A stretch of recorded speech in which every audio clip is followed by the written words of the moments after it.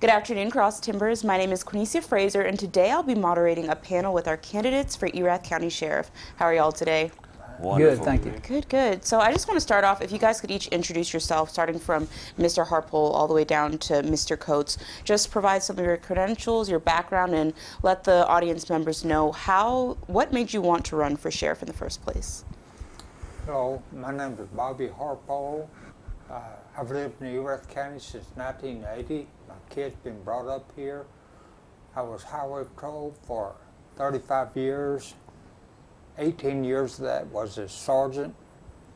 I retired in 2003 and went to work at the Sheriff's Department in 2004. Retired as a captain at the Sheriff's Department. I don't like being retired.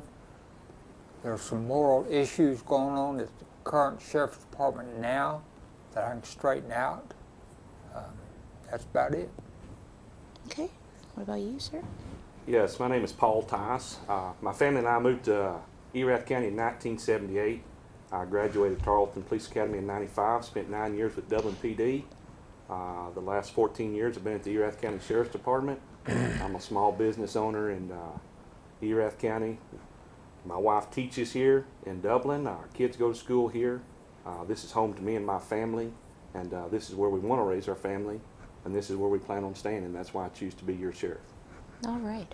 Mr. Murray. Hi, Hi. I'm Clell Murray, sergeant here at Tarleton for the last 26 years, with the exception of 1 year in Iraq. I have been a sergeant for 20 years. 2 terms ago I was asked to run. It didn't match up with my retirement at the time.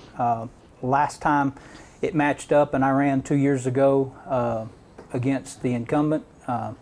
We did pretty good, but didn't beat him. And then after his untimely passing, I was asked again, and so I wanted to go ahead and add the credentials that Tarleton has given me, being through the Leadership Command College, graduated with a degree in criminal justice from this college, and I think the training and education that I have would benefit the Sheriff's Department and Erath County. All right, And Mr. Coates. Oh, there you go. did you have more to add? Quite all right. I'm Matt Coates, your current sheriff. I got into law enforcement in 1997 for the Howard County Sheriff's Office. I was born and raised in Big Spring. Worked my way from patrol deputy up through investigator, narcotics, worked in the jail, worked in dispatch. In 2013, I was the chief deputy, which is one step below the sheriff in Howard County. My wife sold her part of the pharmacy in Big Spring. I told her if we were moving, we wasn't moving anywhere west of Stephenville. She looked from here to the state line. This is the only place she could find a job. This is exactly where I wanted to be to begin with. So I moved here. I did work for the sheriff's office for about a year. After that, I moved on to the district attorney's office. Worked at the district attorney's office until December of 2016 when I was appointed sheriff. Okay, so starting with Mr. Harpole, what has been your greatest accomplishment in your law enforcement career? Surviving, for one, feeling good about the job you've done, helping people restore their lives after they haven't become victims. That's a great feeling. What about you, Mr. Tyus? I believe serving the citizens of Erath County, giving my service to them, helping families, victims, and kids. I think that's what I'm most proud of, is being able to live here and help the people where I live. All right, Mr. Murray?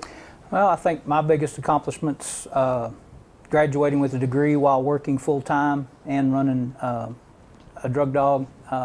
I'm a non-traditional student when I started, and then life kind of got in the way and had to stop a while and then come back late and start over pretty much. Then finished the degree, got the Leadership Command College behind me, raised my family here. I've got a daughter that's 32 that lives in another county, and she has my first grandchild, and that's the blessings of life right there.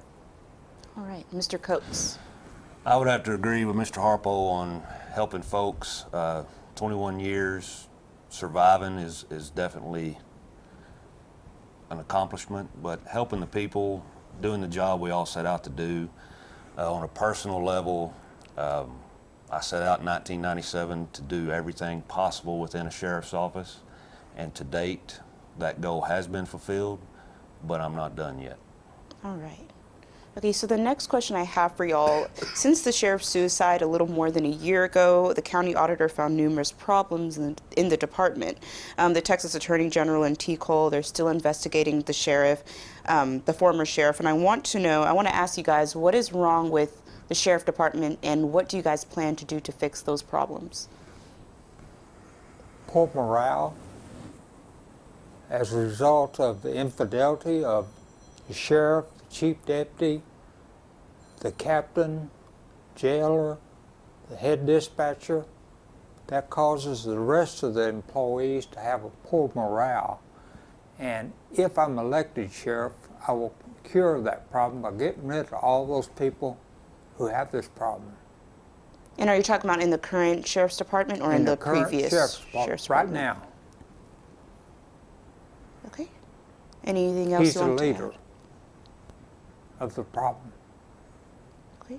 And of course he'll deny it, but we have proof.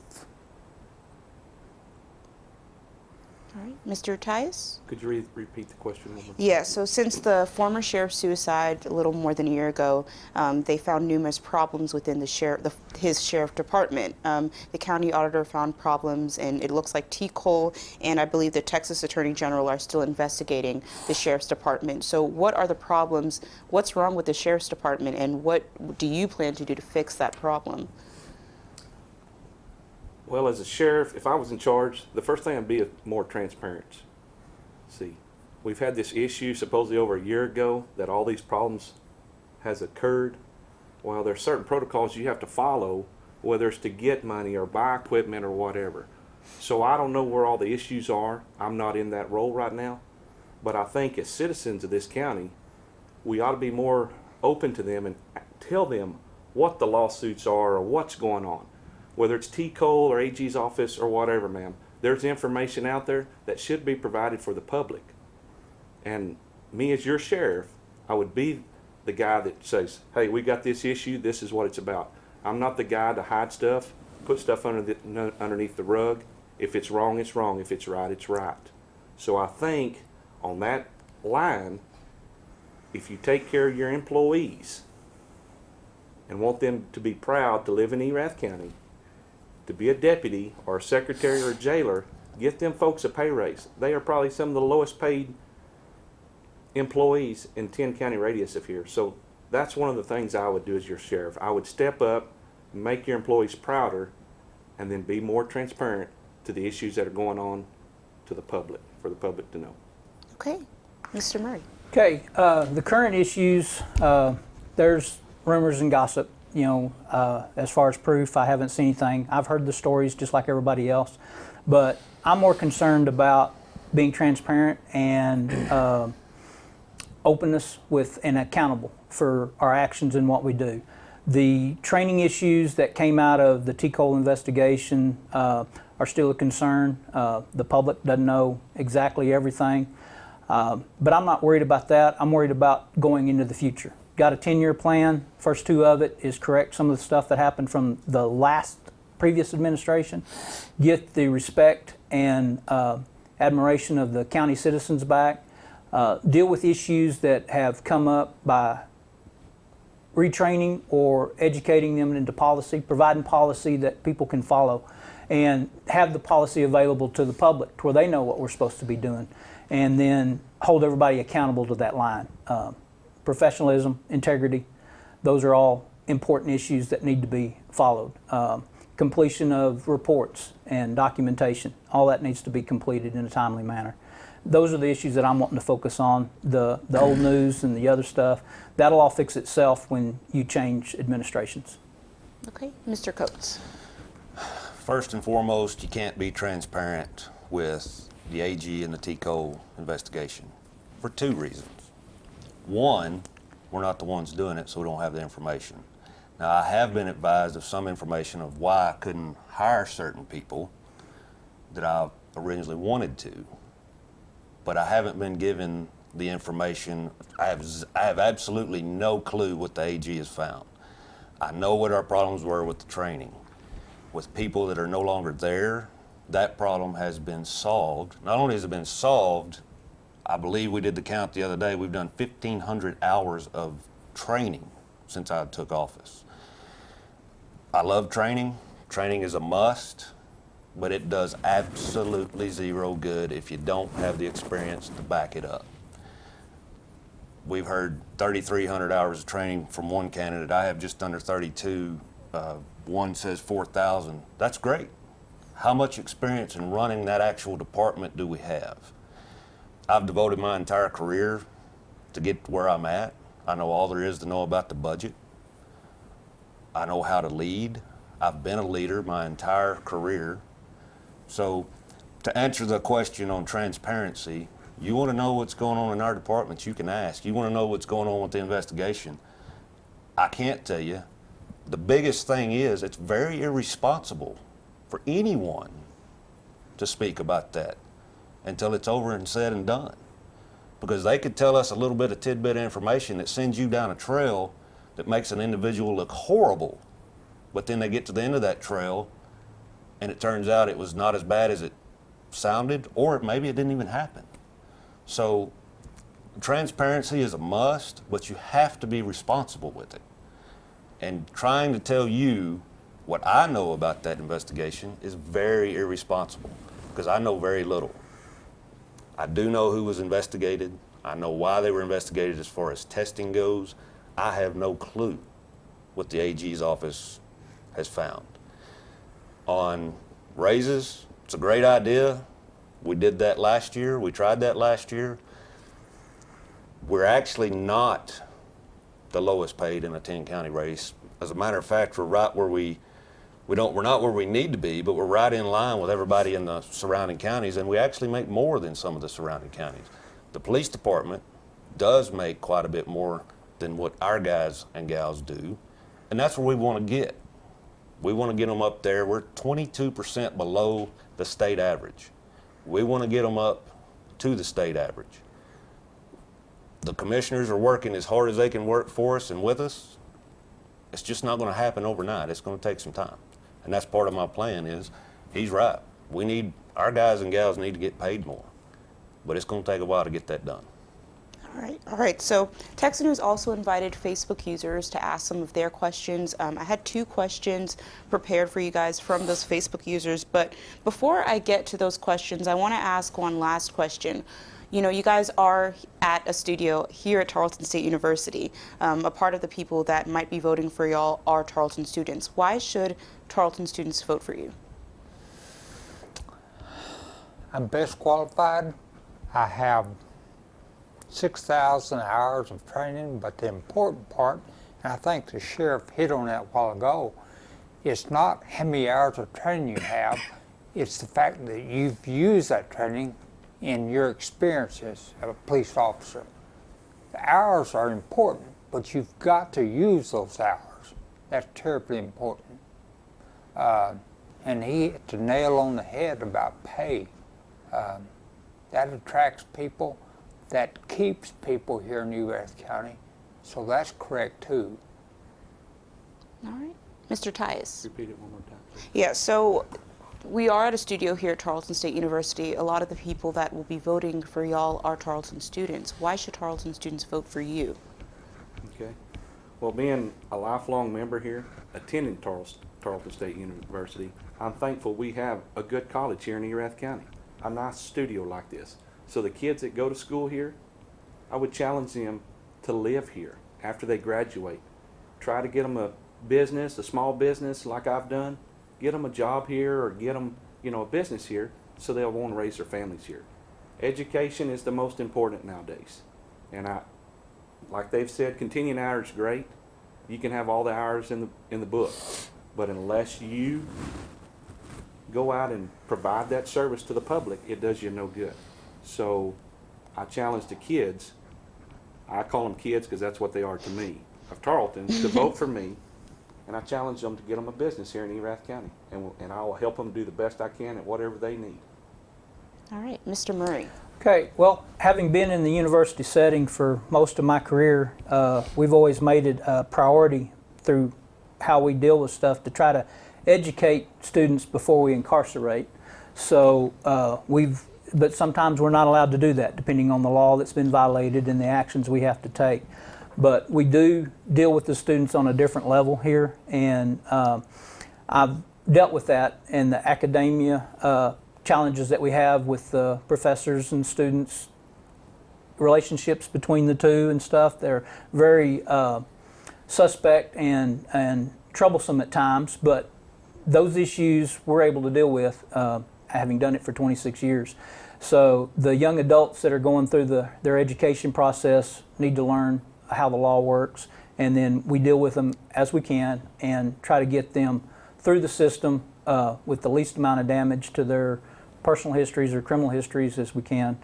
And so dealing with them in a different mindset than standard enforced by the law, every single thing.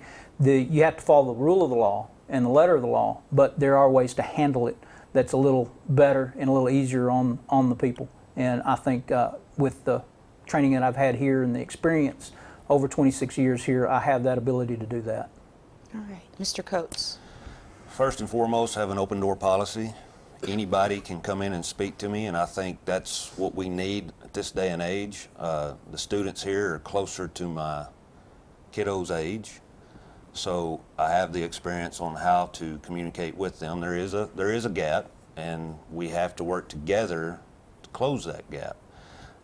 Just like Mr. Tyus said, I would like to see them stay here in Stephenville. If they're coming to Tarleton to go to school, then they're obviously pretty good folks. We need as many of those as we can get. While they're here, my number one goal is to keep this county as safe as possible. I believe our narcotics problem, if we keep a handle on it, we'll keep it safe. If it keeps us safe, it keeps the college safe. We work with everybody. We work with Tarleton, we work with the city of Stephenville, we work with the troopers, we work with outside counties. So the reason you guys need to vote for me is I have an open door policy. I'm here to keep the community safe, and we will work with everybody to keep us safe. All right, so now for the questions from Facebook users. Clarissa from Facebook wants to know, what do you see as the biggest challenge for Erath County, and how will you solve it? I think for Erath County, for the city of Stephenville, for Dublin, drugs are the biggest problem. Drugs are a big factor in burglaries, thefts, physical problems, fighting. That's what I'm talking about. The root of all evil, not just here, but everywhere, is drugs. So if you can cut that, you can cut all these other sources too. So definitely drugs. All right, Mr. Tyus. I think crime will always be your number one issue. But what everybody needs to realize, where there's crime, there's always victims. And sometimes we overlook the victims, whether it's physical, mental, or emotional. Mm-hmm. So me as your sheriff, I will make sure and help those people that are victims also. But crime is always going to be your number one issue. Once you handle that, then you can handle the victims that was involved in the issues. And I think that's something that we need to also look at. All right, Mr. Murray. Along with that, the drugs, the victims, there's also the budgeting issues, the pay, but also the equipment, infrastructure. The radio stuff that's being worked on, I guess again, is still an issue. We've got black holes all out in the county where you don't have communication for first responders, fire, EMS, the deputies, and that needs to be updated. Well, that's going to be a budget issue. But just general law enforcement issues and all, they're available. We'll be able to handle those through the proper training, education. I have a volunteer that's wanting to be a victims liaison for us. He's a CERT team member, a chaplain to help with the victims, help with the officers.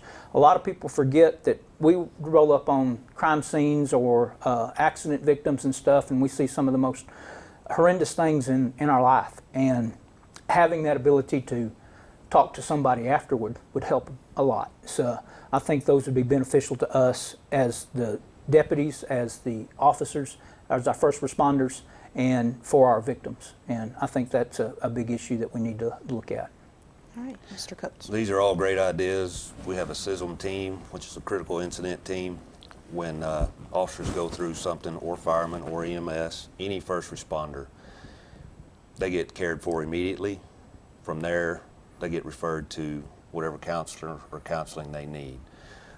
Victims liaison, we have the office ladies, or our victims liaison. The DA's office has victims liaison. The biggest issue in this county, Mr. Harpole was 100% correct, and it's the biggest issue in any county, any city, anywhere in the United States, is narcotics. It is the root of all evil. If you don't keep a handle on it, I've come from a place where we didn't do a good job of keeping a handle on it, and I've seen what that can do. If you keep on top of it, you keep on top of crime, and if you'll look at the crime, you'll see in Stephenville it's a lot less than places the same size. And it's because we have a great district attorney, a great county attorney, and great law enforcement. We have ladies and gentlemen out there that are doing everything they can do to keep us safe. He's absolutely right. Burglary, any kind of violent crime, 90% of all crime you can trace back to some sort of narcotic. So yes, that's the biggest issue we have in this county. All right, so another user, she didn't want to be named, but she wants to know, how do you all plan to improve the care for inmates with mental health issues? I think you have to be alert. I think you have to have jailers who have been trained to look at things so they'll recognize the signs of someone with mental problems. I think that you can't just throw them in the cell and say, okay, you've done this, we're going to put you away. They need help. And you have to be able to provide that by talking with local counselors and solicit their voluntary work to come in and help you. Make good use of MHMR. Don't be in a hurry to slam the jail doors. Okay, you're finished. Take time to listen to these people, listen to their problems. Again, they're drug related, but sometimes they can't help themselves. So be ready to listen and use MHMR in private places to help these people. All right, Mr. Tyus. Like Bobby said, you have to watch them inmates. There are certain signs that they give you, and that's where training comes in. They're coming out every 3 or 4 months with newer and better technology on mental illness. So when the deputies are trained, your jailers are trained, your staff is trained. When you put them in a cell, then, you know, if they've got the signs, then they're on suicide watch. Somebody's watching them. So then if you see other signs, then you can go to MHMR and say, hey, we've got these issues, we need your help. Because we're trained in that field, but we're not certified in that field. Okay, they can give us the training that we need to recognize the issues or the signs to help them people, but we're not trained in it every day. So you're going to have to keep everybody up to training on that and the steps they watch, and then notify in any type of situation. Mr. Murray. Okay, education is going to be the key for the deputies, the jail staff, but we already have some things in place. I know they have a MHMR or transport officer for mental health issues with the sheriff's office. It's a good step in the right direction. We probably need to increase it a little bit more, increase the training to the field deputies, the regular deputies, where they're able to recognize some of those signs, not be so quick on the escalation of use of force dealing with some people, because there are mental issues that could be triggering some of the responses, or failure to comply with verbal orders and stuff because it's not registering right with somebody. And when you realize that's happening, then you have to change your tactics. And that comes down to training and experience. And here at the university, we've got a psychologist team, counselors and stuff that are available. Well, MHMR has counselors, but there are other volunteers out there that we can get and with the proper training, I think that would be an issue that would be easily solved with a little more training and education. All right, Mr. Coates. Training is key. It is mandatory to be trained in the jail to recognize those signs and know what to do when you see them. Made a good point. We asked for 4 different positions this last budget year. We were given 2. One of those is an MHMR deputy who deals with mostly MHMR, and when he doesn't have any of that to deal with, he does other jobs. It does need to be expanded. We know that. We need at least 2, if not 3, but then you get into the money issue. As far as what to do to actually help and fix that problem, Sheriff Dennis Wilson of Limestone County travels all over the United States and gives these talks. We do not take care of our mental health people as a nation. We stick them in jail. I don't have the numbers in front of me, but there are a multitude of beds that have been taken from the state of Texas where these people can go get the proper care over the last 20 years. Instead of going up as the demand goes up, we're going down. At the county level, training, that's pretty much all we can do. But we got to get behind Sheriff Wilson, and we got to get somebody's attention on we have to do a better job of taking care of these folks. So that's what I'm doing and what I will continue to do. All right, and so before I end this, is there anything else you guys want to add regarding why you'd be the best candidate for Erath County Sheriff? I think my record in training and experience speaks for itself. I've tried being retired. I don't like being retired. I miss the challenge, the work, and I want to go back to work. Mr. Tyus? Yeah, living here over 40 years and spending 23 of those years given to this community, I think that says this is my home and this is where I want to be, and I want to continue serving the people of Erath County like I have been doing.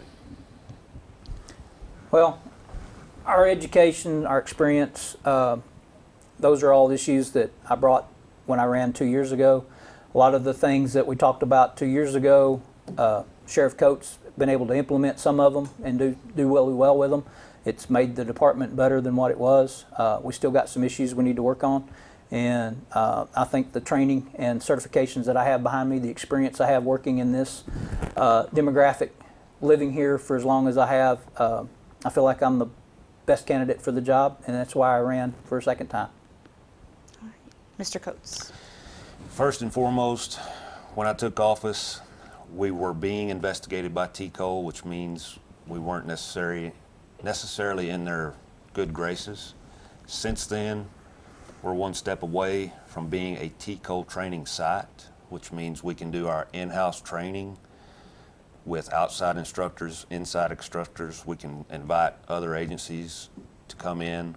That was a huge step for me to go from being looked at and investigated, or the previous administration was being looked at and investigated, to now being a training site.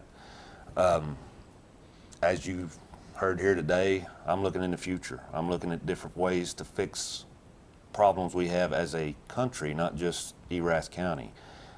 I wasn't from here. I'm not from here. I'm not leaving. Win, lose, or draw, this is my home. I'm going to make this place as good as I can possibly make it. You always leave it better than you got it. I think being an outsider actually gives me the upper hand. I've seen what other things and how other things are done in other places, and I have the experience to combat that and keep us from going down that slippery slope. All right. Thank you all so much. Once again, I'm Quanecia Fraser. I'm here with the candidates for Erath County Sheriff. If you want one of these men to be your next Erath County Sheriff, be sure to show up to the polls in early March. Thank y'all. Thank you.